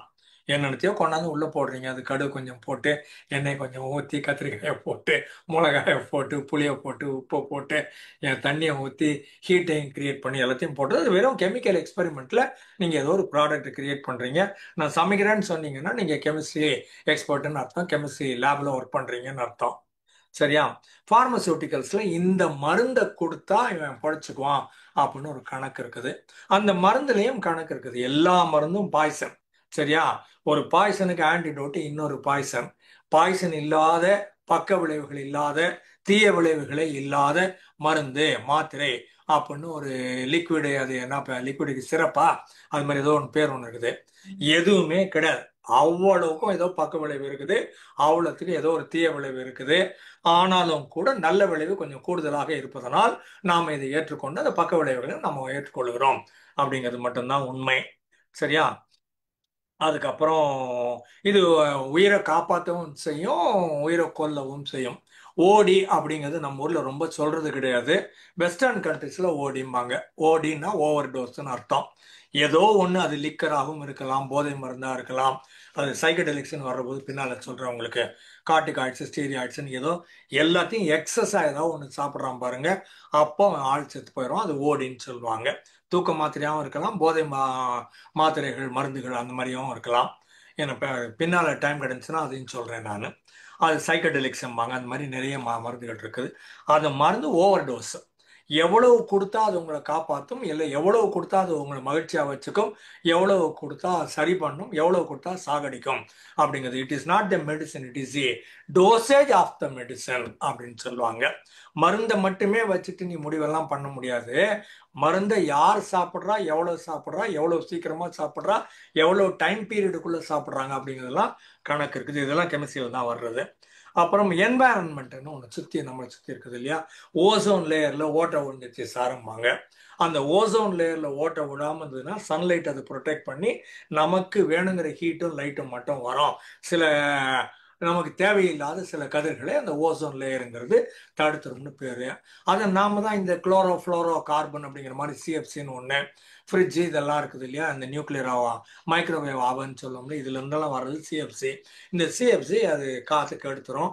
அந்த இடத்துல ஒரு கேப் ஒன்று வரும். அப்போ அந்த நியூக்ளியர் சமாச்சாரம் தடுக்கப்படாமல் அந்த ரேடியேஷன் சொல்ற மாதிரி நியூக்ளியர் ஃபியூஷன், நியூக்ளியர் ஃபிஷன் நட்சத்திரத்திலிருந்து வரும், நம்ம சூரியன்லேருந்து வரும். அதனால ஓசோன் இதுல லேயர்ல ஓட்டை விழுந்ததுனால நம்ம சுற்றுப்புறச்சூழல் இந்த மாதிரி ஆயிடுச்சுன்னு சொல்லுவாங்க. நார்மலா மே ஜூன்ல மழையே பெய்யாது, இப்ப மழை பெய்யுது. நார்மலா இவ்வளவு வெயில் அடிக்காது, அதுக்கு மேல வெயில் அடிக்குது. எதிர்பாராத நேரத்துல வெயில் அடிக்குது, எதிர்பாராத நேரத்துல இந்த மாதிரி மழையும் அடிக்குது. இதெல்லாம் காரணம் என்னன்னா, நம்ம ஈக்காலஜியை எங்கேயோ கெடுத்து வச்சுக்கிறோம், என்வாரன்மெண்ட்டை நம்ம கெடுத்து வச்சிருக்கிறோம். அப்போ டெல்லியில இப்ப போன மாசம் போட்டானுங்க, of all the places in India, Delhi proper சிட்டில யமுனை நதி ஓடுதுன்னு நினைக்கிறேன். ஆக்ரா வரைக்கும் அப்படி போவோம் அந்த பக்கமா வச்சுக்கோங்களேன். அந்த யமுனை நதி இருக்குது, கங்கையும் இருக்குமா இருக்கும் தெரியல. உத்தரப்பிரதேசில் கங்கைன்னு கேள்விப்பட்டிருக்கிறேன், இந்த இதில் டெல்லியில் யமுனைன்னு கேள்விப்பட்டிருக்கிறேன். I may stand corrected if somebody tells me what is right. அந்த மாதிரி பார்க்குற போது அதில் நுரை 2 அடி 4 அடி 10 அடிக்கெல்லாம் நுரை டெல்லியில்.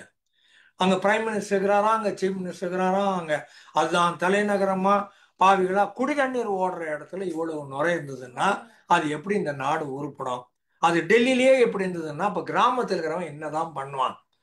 டீப் இன்சைடு அவன் பாட்டுக்கு கார்னர்ல கடை மடை ஏரியான்னு சொல்லுவாங்கல்ல, கடைசியா தண்ணி வர்ற இடம்னு பேர் அது. அந்த கடைசியா தண்ணி வர்ற இடத்துல இருக்கிறவன் என்னதான் செய்வான்? டெல்லியே இப்படிதான் இருக்குதுன்னா இன்னமும் அப்படிதான் இருக்குது. அது பொழுது காத்துன்னு ஒன்று வருது, பொல்யூட்டன்ட் 100 தான் இருக்கலாம்னு சொல்றான். ஏதோ காற்றில் மாசு அப்படின்னுட்டு பார்ட்ஸ் பெர் மில்லியன் பிபிஎம்ன்றாங்க. அந்த பார்ட்ஸ் பெர் மில்லியன் 100 இருக்கலாம்னா அது 500 600லாம் இருக்குது டெல்லியில.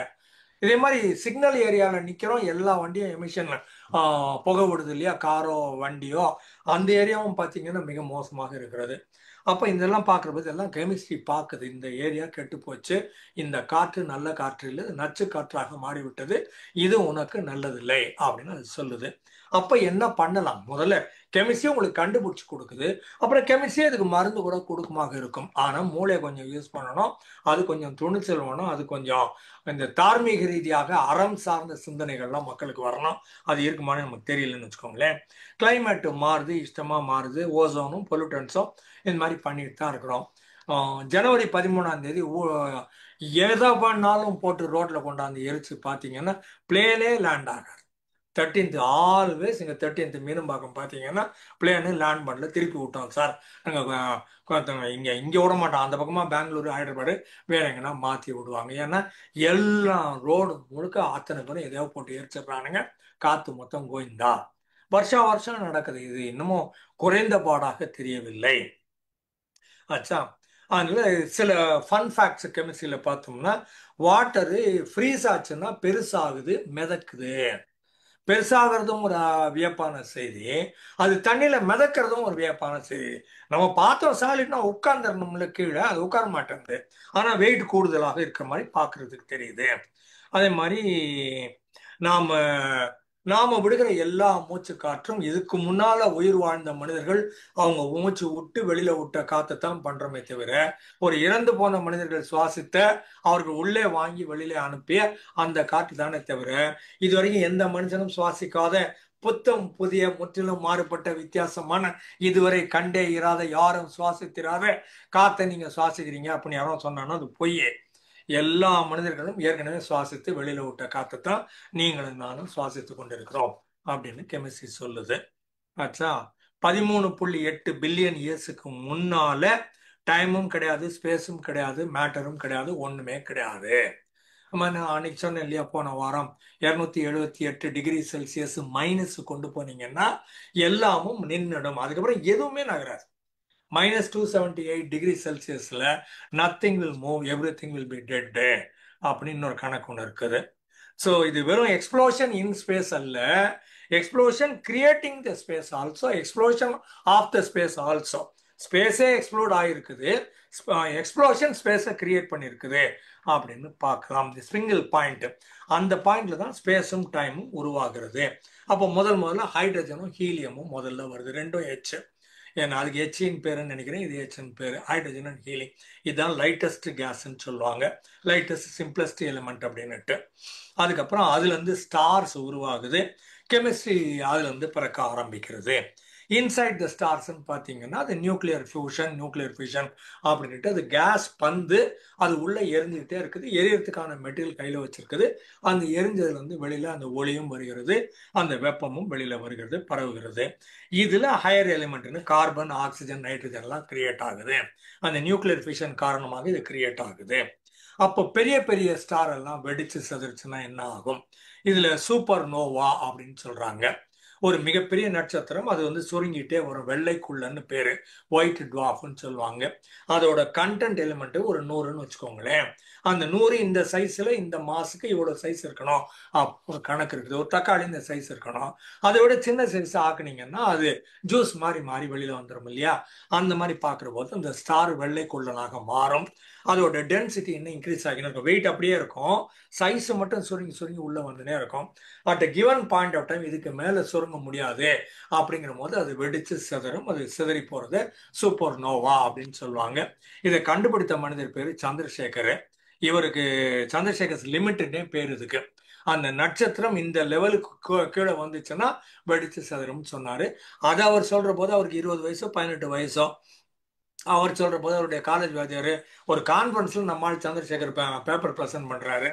அது அந்த டீச்சர் வந்து இவன் புரியாம ஓடறீங்கிறான், தம்மாம் பையன், விவரம் பார்த்தாத பையன், தயவு செய்து உன்னை மன்னிச்சு விட்டுருங்க அப்படின்னு அந்த ப்ரொஃபஸர் அங்க கான்ஃபரன்ஸ்ல வர சொல்லி, அப்புறம் பாத்தீங்கன்னா 50 வருஷம் கழிச்சு 70 வயசு இந்த ஆளுக்கு சந்திரசேகருக்கு ஆகிற போது, நீ 20 வயசுல கண்டுபிடிச்ச ஒயிட் டுவார்ஃப், அது ரொம்ப பிரமாதமான செய்தி, உன் லிமிட் ரொம்ப கரெக்ட் ஆகுது, சந்திரசேகர் லிமிட், அதனால உனக்கு நோபல் அவார்டு கொடுக்குறாங்க. இந்த ஆளு கண்டுபிடிச்சது 20 வயசுல, இந்த ஆளு ப்ரொஃபஸர், அவரோட ப்ரொஃபஸர் பிடிச்சி கிழிக்கிறாரு. 50 வருஷம் கழிச்சு நோபல் அவார்டு கொடுத்தாங்க. ஒரு இன்சிடென்ட்லாம் ஆட் ஆன் இன்ஃபர்மேஷன் உங்களுக்கு. ஸோ கிராவிட்டி இதெல்லாம் சுத்தின்னு இருக்குது, பெரிய ஸ்டார் எக்ஸ்ப்ளோர்ட் ஆகுது, இதெல்லாம் சேர்ந்து ஸ்டார் டஸ்ட்ல வந்து life. Physics gives structure, chemistry brings complexity.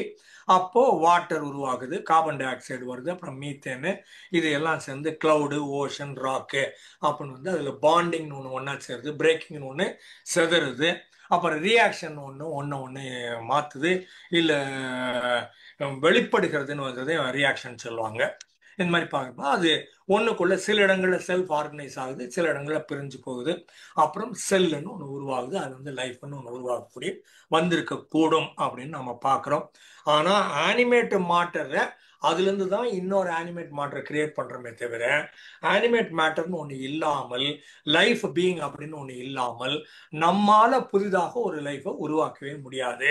ஒன்றிலுமே இல்லாம வெறும் கெமிக்கல்ஸை கொண்டாந்து வச்சு லேபில் உங்களால உருவாக்க முடியாது. ரத்தத்தையும், இந்த குருதின்னு சொல்றோம் இல்லையா, பிளட், இதையும் உருவாக்க முடியாது. அந்த பிளட்டுக்குள்ள இன்னும் நிறைய இருக்குது, அதுக்குள்ள ஒரு மெமரின்னு ஒன்று இருக்குது, ஒரு சப்ஸ்டன்ஸ் இருக்குது. வெறும் சப்ஸ்டன்ஸை பிரிச்சு போட்டு இதுதாங்க கெமிஸ்ட்ரி, நாங்க கெமிஸ்ட்ரியை ஒன்றா சேர்த்தா திரும்ப பிளட் வந்துடும், வராது. அதுக்குள்ள ஒரு அண்டர்ஸ்டாண்டிங் இருக்குது, அது ஹீலிங் பவர்னு ஒன்று இருக்குது, அது கெமிக்கல் சமாச்சாரம் இருக்குது, என்னென்னோ இருக்குது, நமக்கு புரிபடாத செய்திகள் எல்லாம் இருக்கின்றன. உயிர் எப்படி உருவானது இன்ன வரைக்கும் நமக்கு தெரியாம தான் இருக்கிறது. சரியா? அதுக்கப்புறமா கெமிஸ்ட்ரி எங்க இருக்குதுன்னு கேட்டீங்கன்னா கிச்சன்ல இருக்குது. ஆமா. தண்ணி கொதிக்க வச்சீங்கன்னா அதுவும் கெமிஸ்ட்ரி தான். நீங்க சாதம் வேக வச்சா அதுவும் கெமிஸ்ட்ரி தான். இந்த முட்டையை வேக வச்சீங்கன்னா அதுவும் கெமிஸ்ட்ரி தான். பாத்ரூமுக்கு போயிட்டு டூத் பிரஷும் டூத் பேஸ்டும் எடுத்து ப்ரஷ் பண்ணீங்கன்னா அந்த டூத் பேஸ்டும் கெமிக்கல் தான்.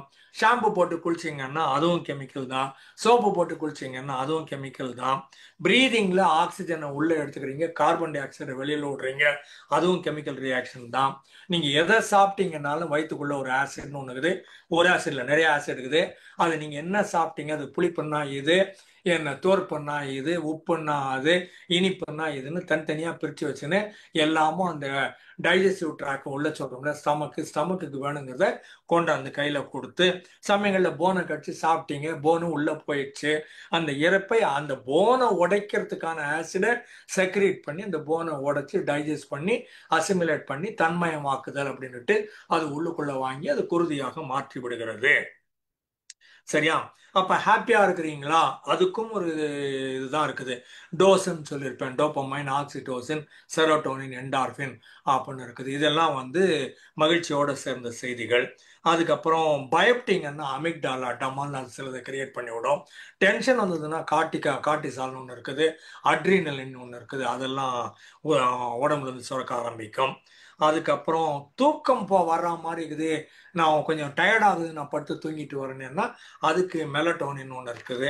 இந்த மாதிரி எல்லாமுமே கெமிஸ்ட்ரி தான். அந்த கெமிஸ்ட்ரி தான் உங்களை எழுந்துக்க சொல்லுது, உங்களை தூங்க சொல்லுது, உங்களை படிக்க சொல்லுது, உங்களை மகிழ்ச்சியா இருக்க சொல்லுது. பெண்ணை எனக்கு பிடிச்சிருக்குது, ஆணை எனக்கு பிடிச்சிருக்குது, லவ் பண்றது எனக்கு பிடிச்சிருக்குது, அவங்களோட இருக்கிறது பிடிக்குது, தொடுவது பிடித்திருக்கிறது அப்படின்னு சொல்ற எல்லா சமாச்சாரமும் கெமிஸ்ட்ரி சம்பந்தப்பட்ட செய்திகள் தான். கெமிஸ்ட்ரி எடுத்துட்டீங்கன்னா அப்புறமா ஒண்ணுமே கிடையாதுன்னு சொல்லுவாங்க. ஸ்கூலுக்கு போறீங்க, பென்சில் எடுத்து போனீங்கன்னா பென்சிலுக்குள்ள இருக்கிற லெட்டும் கெமிஸ்ட்ரி தான்.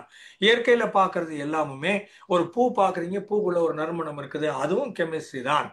என்ன லேபுக்கு போறீங்க, லேப்ல பாக்குற எல்லா சமாச்சாரமும், பார்மசிக்கு போறீங்க, அவ்வளவு மருந்தும் கெமிஸ்ட்ரி தான். ஏன்னா ஸ்பேஸ்ல பாத்தீங்கன்னா நீங்க பாக்குற நட்சத்திரமோ மற்ற செய்திகளோ எல்லாமே கெமிஸ்ட்ரி தான்.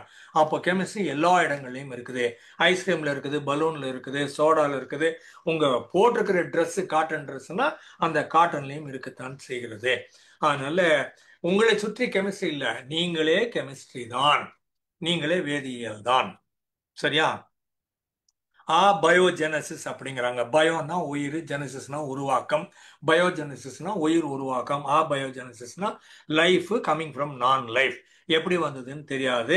3.4 பில்லியன் வருஷத்துக்கு முன்னால இந்த பிரைமார்டியல் சூப்னுக்குது இல்லையா, அதுல கார்பன், ஹைட்ரஜன், நைட்ரஜன்லாம் இருந்தது.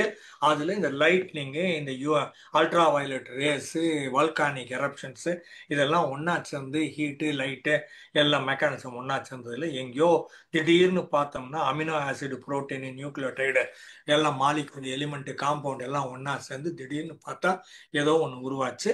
அது தன்னைத்தானே ரெப்ளிகேட் பண்ணிக்கிச்சு.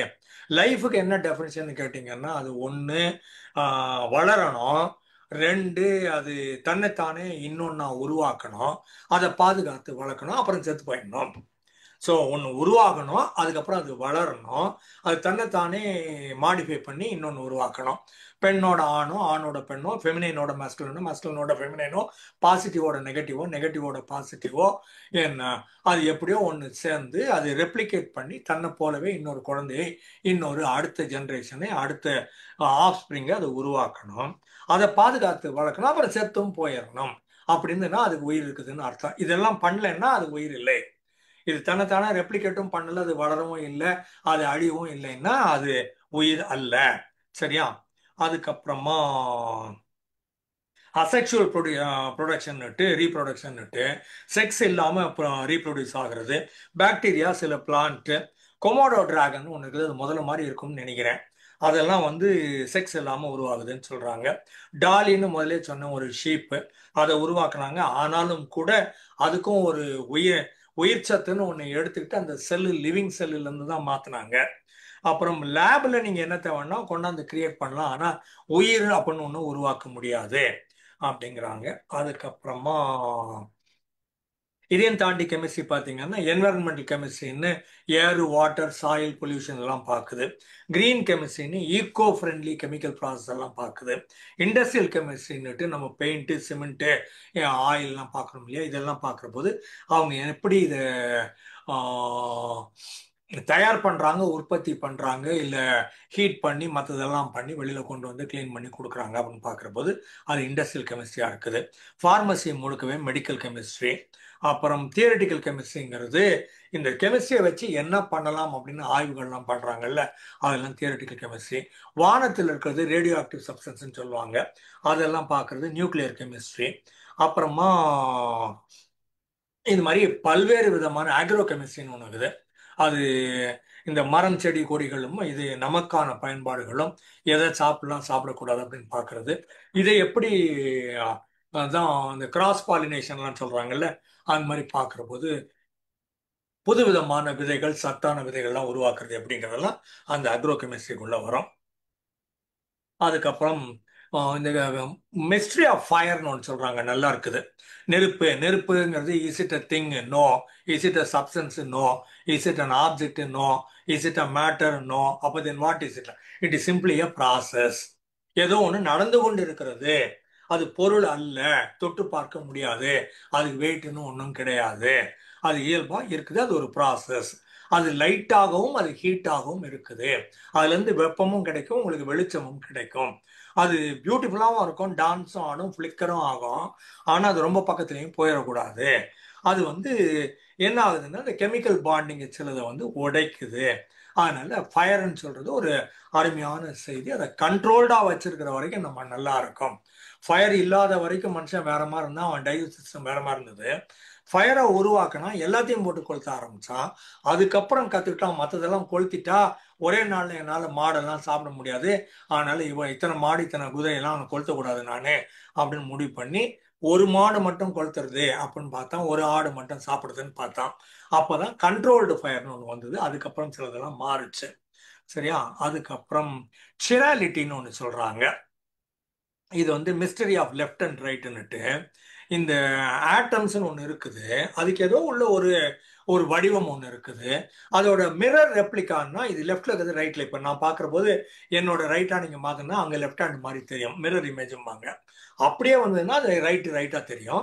எதிரில் இருக்கிறது மிரர்ல பார்க்குற போது மிரர் இமேஜுங்கிறது ரைட் லெஃப்ட் ரெசிப்ராக்கலாக மாறி வரும்னு வச்சுக்கோங்களேன்.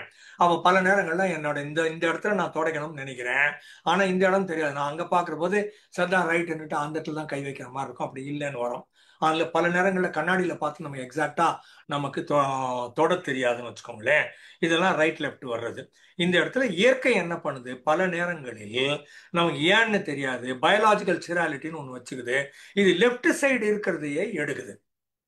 இது they have same atoms same bond, ஒரே மாதிரி தான் இருக்குது, ரெப்ளிகாவா இருக்குது, இடம் பலமாக மாறுகிறது. ஆனாலும் கூட இது சூஸ் பண்றது எல்லாமே லெஃப்ட் ஹேண்டட் ஒன்று இல்லை, லெஃப்ட்ல எல் அமினோ ஆசிட்ன்றது லெஃப்ட் சைடு இருக்கிறத மட்டும்தான் செலக்ட் பண்ணுது. Why did nature choose one side and reject the mirror அப்படின்னு கேட்டீங்கன்னா, still we do not no.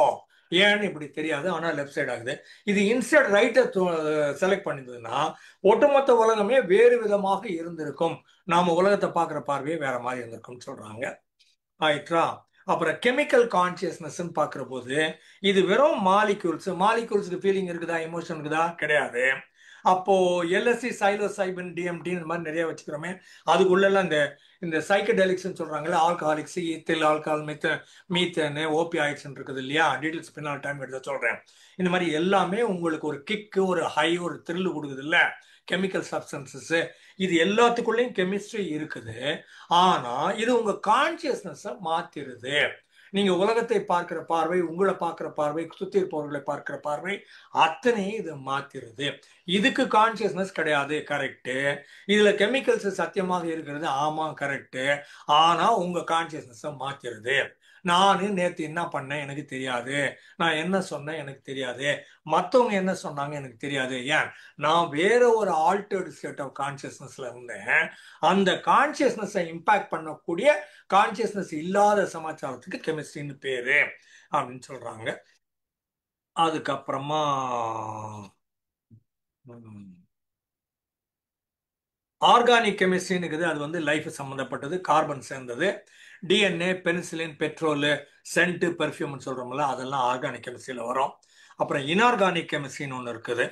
All elements except most carbon compounds, அந்த கார்பனை விட்டுட்டு மற்றதெல்லாம் இன்ஆர்கானிக் இருக்குது. மெட்டல், சால்ட்டு, மினரல், ஆசிட் இதெல்லாம் இதில் வரும். அதுக்கப்புறம் பிசிக்கல் கெமிஸ்ட்ரின்னு ஒன்று இருக்குது. ஹவு கெமிக்கல் ரியாக்ஷன்ஸ் ஹேப்பன்னு பார்க்கறது, எனர்ஜி, மோஷன், குவாண்டம் மெக்கானிக்ஸ் எல்லாம் இதுக்குள்ள வரும். அதுக்கப்புறம் அனலிட்டிக்கல் கெமிஸ்ட்ரின்னு ஒன்று இருக்குது. What is in a substance and how much is in a substance, உங்க பிளட்ல எவ்வளவு சுகர் இருக்குதுன்னு கண்டுபிடிக்கிறதோ, என்ன இது கோவிட் உங்களுக்கு இருக்குதா இல்லையா அப்படின்னு கண்டுபிடிக்கிறதோ, இந்த பிளட் டெஸ்ட், ஃபோரன்சிக் டெஸ்ட்லாம் சொல்றோம்ல, தண்ணியில எவ்வளவு கலந்து இருக்குதுன்னு பார்க்கறதெல்லாம் detective chemistry, analytical chemistry. Biochemistry, living organism உடம்புக்குள்ள என்ன கெமிக்கல் ப்ராசஸ் நடக்குது அப்படின்னு பார்க்கறது, என்சைம், ஹார்மோன், டிஎன்ஏ, மெட்டபாலிசம் இதெல்லாம் அதுக்குள்ள வரும். நியூக்ளியர் கெமிஸ்ட்ரிங்கிறது ரேடியோ ஆக்டிவிட்டி, ஃபிஷன், ஃபியூஷன், வானத்தில் நடக்கிற செய்திகள்லாம். என்வாரன்மெண்டல் கெமிஸ்ட்ரின்னு நம்மளை சுற்றி இருக்கிற கிளைமேட்டு, பொல்யூஷனு, என்ன மரம், செடி, கொடிகள், இதெல்லாம் பார்க்குறோம் இல்லையா, அதெல்லாம். இண்டஸ்ட்ரியல் கெமிஸ்ட்ரின்னு large scale chemical production, cement, fertiliser, soap, paint, fuel, இதெல்லாம் பார்க்குற போது கெமிஸ்ட்ரி எப்படி வணிகமாக மாறுகிறது அப்படிங்கிற ஏரியா. பார்மசூட்டிக்கல் கெமிஸ்ட்ரியில் பெயின் கில்லர், வேக்சின், ஆன்டிபயோட்டிக் எல்லாம் கொடுக்குறோம். எதை கொடுக்கணும், யாருக்கு கொடுக்கணும், எவ்வளவு கொடுக்கணும், எந்த நேரத்தில் கொடுக்கணும் அப்படிங்கிறதெல்லாம்.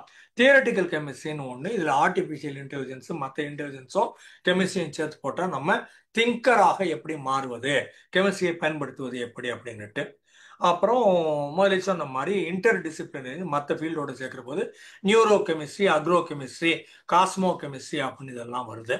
ஸோ கெமிஸ்ட்ரி வந்து லைஃப் ஏன் இப்படி இருக்குதுன்னா, ஆட்டம் சும்மா உட்காந்துக்கிறதே கிடையாது. ஆட்டம் வந்து ஏதோ ஆட்டம் போட்டுக்கினே உட்காந்துருக்குது. ஆட்டம் ஆட்டம் போடுறதுனால, அது டான்ஸ் ஆடுறதுனால நாம வேற வழியே இல்லாமல், இந்த நட்சத்திரம் கம்முன்னு தானே இருக்கணும், அது ட்விங்கிள் ட்விங்கிள் லிட்டில் ஸ்டாரா மாறி ஸ்பார்க்கிள் ஆகுது, கண்ணடிக்குது. அதனால ஓஷன்னு பாத்தீங்கன்னா கம்முன்னு இருக்கணுமா இல்லையா, அது சுத்தி சுத்தி சுத்தி வந்துனே இருக்குது. எல்லாமும் பாத்தீங்கன்னா ஏதோ ஒண்ணு ஓடினே நகர்ந்துனே இருக்குது. அப்ப இவ்வளவு ஓடுது நகருதுன்னா அப்ப அதை நம்ம பார்த்துதானே ஆகணும். அவ்வளவு காம்ப்ளெக்ஸா இருக்கிற போது அந்த காம்ப்ளெக்ஸை நாமளும் கொஞ்சம் ஓடி நீந்து பறந்து எல்லாமும் பார்த்து எகிரி குச்சி எல்லாம் பண்ணாதான் உண்டு. அப்புறம் லவர்ஸ் கெமிஸ்ட்ரின்னு ஒண்ணு. திடீர்னு பார்த்தோம்னா பையனுக்கு பொண்ணை பிடிச்சிக்குது, பொண்ணுக்கு பையனை பிடிச்சிக்குது. Generally dopamine, oxytocin, serotonin, endorphin, norepinephrine, இந்த மாதிரி நிறைய இருக்குது. இது திடீர்னு பார்த்தா இவங்களுக்கு அவங்க அட்ராக்ட் ஆவாங்க, அவங்களுக்கு இவங்களுக்கு அட்ராக்ட் ஆவாங்க. அது ஒரு ஏரியா. அதுக்கப்புறமா சில வித்தியாசமான செய்திகள் பார்க்குற போது மெர்க்குரின்னு ஒரு கெமிக்கல் ஐட்டம் இருக்குது. அது வந்து மெட்டல்னு சொல்லுவாங்க, தண்ணி மாதிரி ஓடும். அது நம்ம பார்க்குறோம்னா நார்மலாக இப்போ gold metal, iron metal, calcium metal, நமக்கு எல்லாம் தெரியுது, மெட்டலும் தெரியுது. திடீர்னு பார்த்தோம்னா கால்சியம் மெட்டல் வருமானு தெரியாது. அயனும் கோல்டும் நிச்சயமாக மெட்டல், காப்பர்லாம் மெட்டல்னு வச்சுக்கோங்களேன். அந்த மாதிரி பார்க்குற போது இந்த மெர்க்குரியும் மெட்டல் சொல்றாங்க, ஆனால் இது தண்ணி மாதிரி ஓடுன்னு சொல்றாங்க. இது metal that is liquid at the room temperature. Room டெம்பரேச்சர்னா இயல்பான நிலையில அது இப்படி இருக்குதுன்னு அர்த்தம். தண்ணியை பிடிச்சி இயல்பான நிலையில இருந்து சூடாக்குனீங்க, குளிர வச்சீங்கன்னா வடிவம் மாறிக்கும். சரியா? அதுக்கப்புறமா பாஸ்பரஸ்ன்னு ஒன்று இருக்குது. அது நார்மல் ரூம் டெம்பரேச்சர்ல டமால்னு பத்தின்னு எரியும். அது எப்பவுமே ஃப்ரிட்ஜுக்குள்ள வச்சிருக்கணும், இல்லைன்னா ஒரு குளிரான சூழல்ல மட்டும்தான் அதை வச்சிருக்கணும். அந்த குளிர்ந்த சூழல்ல இருந்து எடுத்து நார்மல் ரூம் டெம்பரேச்சர் கொண்டு வந்து வச்சுக்கணும், அது பத்தி எரிஞ்சிடும் அப்படின்னு சொல்லுவாங்க. அந்த பாஸ்பரஸும் வந்து ஒரு டிஃபரெண்டான எலிமெண்டாக இருக்கிறது. இந்த மாதிரி டிஃபரெண்டான கெமிஸ்ட்ரிக்குள்ள நாம வியந்து பார்க்கிற செய்திகள் நிறைய இருக்குது. அதுக்கப்புறம் இப்போ ஹார்ட் அட்டாக்னு ஒன்று வந்ததுன்னு வச்சுக்கோங்களேன், யாரோ ஒருத்தருக்கு வருது, அது ஹார்ட் அட்டாக் தான் கண்டுபிடிக்கணும்னா ட்ரப்போனின் அப்படின்னு ஒன்று இருக்குது. அந்த ஹார்ட் மசில் டேமேஜ் ஆகுற போது அது என்ன பண்ணும், ட்ரப்போனின் ஒன்று வெளியே எடுக்கும். அது அந்த மசிலுக்குள்ள சில கெமிஸ்ட்ரி உள்ள இருக்குது, இந்த ட்ரப்போனின் உள்ள இருக்குது. அது என்ன ஆகுதுன்னா, அந்த ஹார்ட் மசில் டேமேஜ் ஆன உடனே அந்த மசில்ல இருந்து வெளிப்பட்டு அது பிளட்டோட கலந்துருது. பிளட்ல உங்களுக்கு ட்ரப்போனின்ல ரெண்டு இருக்கு, ட்ரப்போனின் ஐன்னு ஒன்று இருக்குது, ட்ரப்போனின் டீன்னு ஒன்று இருக்குது. உங்க பிளட்ல ட்ரப்போனின் ஐயோ டீயோ இருந்ததுன்னா கிட்டத்தட்ட நாம உறுதியா சொல்லிடலாம் உங்களுக்கு ஹார்ட் அட்டாக் வந்திருக்குது, ஹார்ட் மசில் டேமேஜ் ஆயிருக்குது அப்படின்னு ஒன்று சொல்லிடலாம். இதுக்கு முன்னால கிரியாட்டினன் கைனேஸ்னு ஒன்று வச்சிருந்தாங்க கொஞ்சம் முன்னால, அந்த டெஸ்டிங் தான் பண்ணுவாங்க. இப்போ லேட்லி ட்ரப்போனின் வந்திருக்குது. இதுக்கு முன்னால இது கைனேஸ் எம்பி, கிரியாட்டினன் சிகேன்னு சொல்லுவாங்க, எம்பி சிகேஎம்பின்னு சொல்லுவாங்க, சிபிகேன்னு சொல்லுவாங்க, கிரியாட்டினன் பாஸ்போ கைனேஸ்னு பேரு. இந்த கிரியாட்டினன் பாஸ்போ கைனேஸ் திடீர்னு பார்த்தோம்னா அது 10லேருந்து 100லேருந்து அது எங்க திடீர்னு மேலே போயிடும். இவ்வளவு நம்பருக்கு அது மேலே போச்சுன்னா ஏதோ ஒரு மசில் டேமேஜ் ஆகுது, எதுன்னு தெரியாது. ஏதோ ஒரு மசில் உடம்புல ஒரு முக்கியமான மசில் டேமேஜ் ஆச்சுன்னா சிகே இன்க்ரீஸ் ஆகிடும் அப்படின்னு பார்ப்பாங்க. அதுல ஹார்ட் மசில் கூட, ஹார்ட்டுக்கான செய்தி எல்லாம் இருக்குதுல்ல, இங்க வேர்க்குதுன்னு சொல்லுவாங்க, லெஃப்ட் சைட்ல வலிக்குதுன்னு, லெஃப்ட் ஹேண்ட் வலிக்குதுன்னு சொல்லுவாங்க, மூச்சு விட முடியலன்னு சொல்லுவாங்க, மேல யானை நிக்குது அப்படின்னு சொல்லுவாங்க, வேர்த்திரைப்பு வந்து வேதம் வந்து உதவுமா, சாத்திரங்கள் ஓதுகின்ற சட்டநாத பட்டரேன்னு அந்த காலத்தில் சிவவாக்கியர் எழுதுனது. இந்த மாதிரி இதெல்லாம் வர்ற போது நம்ம அதையும் சேர்த்து இந்த சிபிகே ஜாஸ்தியா இருந்துச்சுன்னா அது ஹார்ட் அட்டாக்னு சொல்லுவோம். இல்லைன்னா ஏதோ ஒரு மசில், மேஜர் மசில் டேமேஜ் ஆயிருக்குது. முதல்ல சிபிகேன்னு பார்த்தோம், இப்ப ட்ரப்போனின்னு பார்க்குறோம். ட்ரப்போனின் பை அண்ட் லார்ஜ் கரெக்டா சொல்லிடுது. இது சொல்லிச்சுன்னா ஆமாங்க ஹார்ட் அட்டாக் தாங்கன்னு கண்டுபிடிச்சிடலாம். சரியா?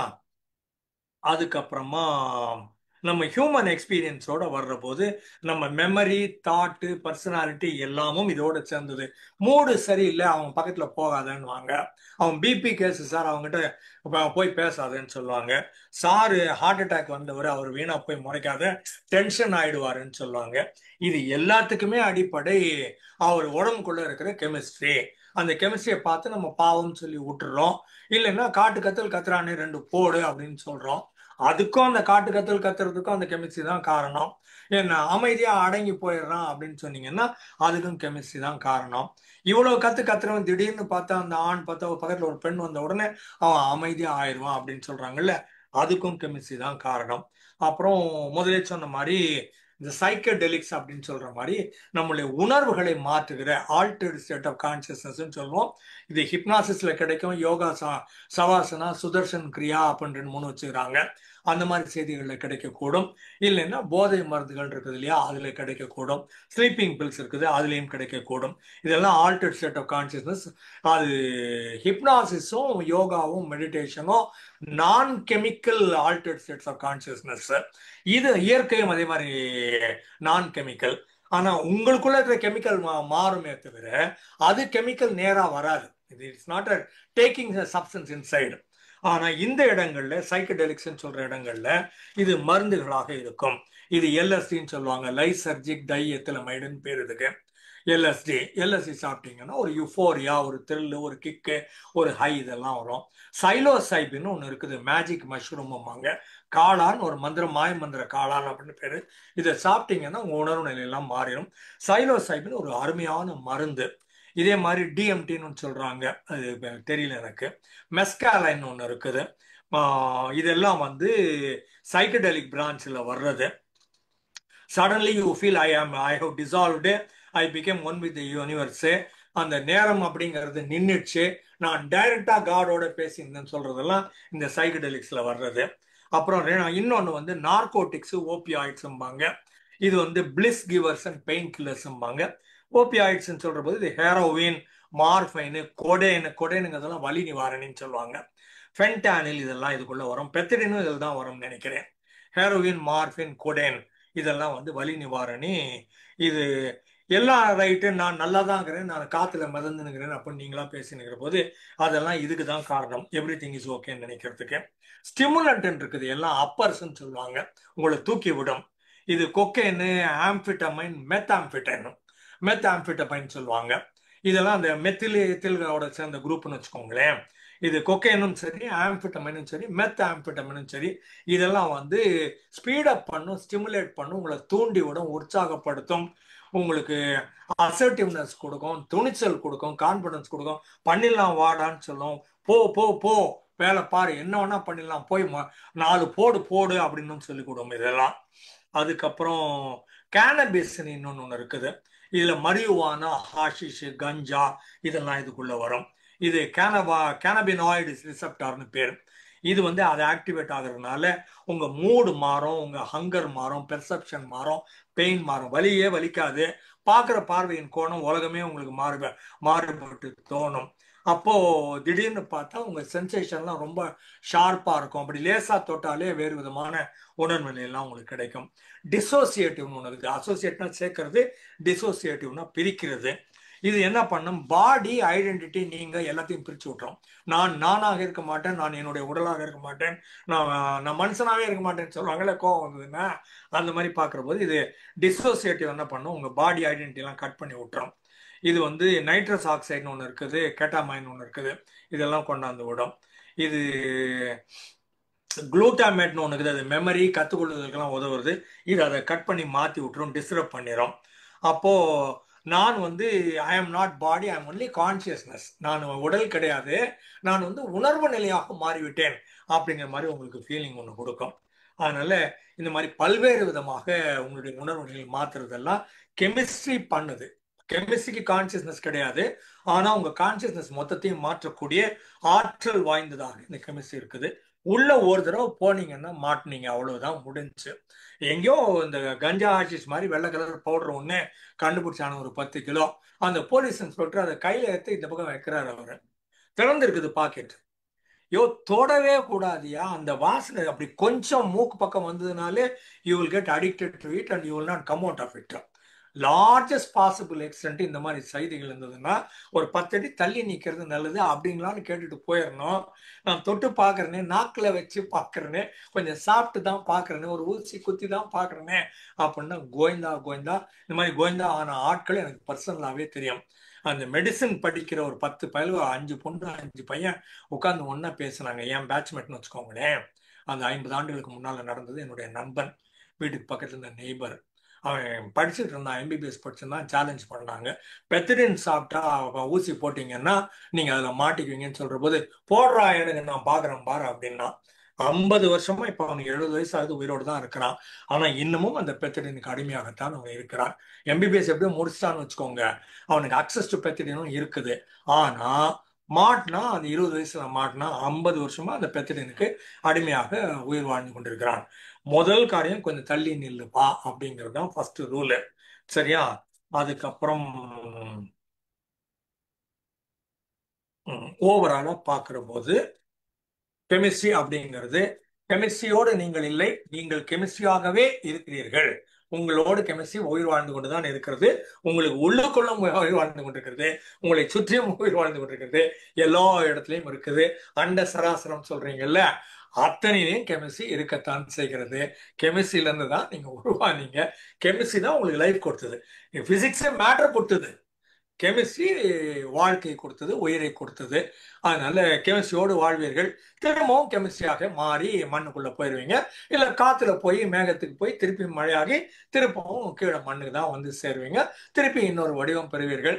இன்னொரு வடிவம் பெறலாம். இப்போதைக்கு இருக்கிற வடிவத்தை மிகச் சிறப்பாக பயன்படுத்திக் கொள்வோம். நன்றி, நிறைவு செய்கிறேன்.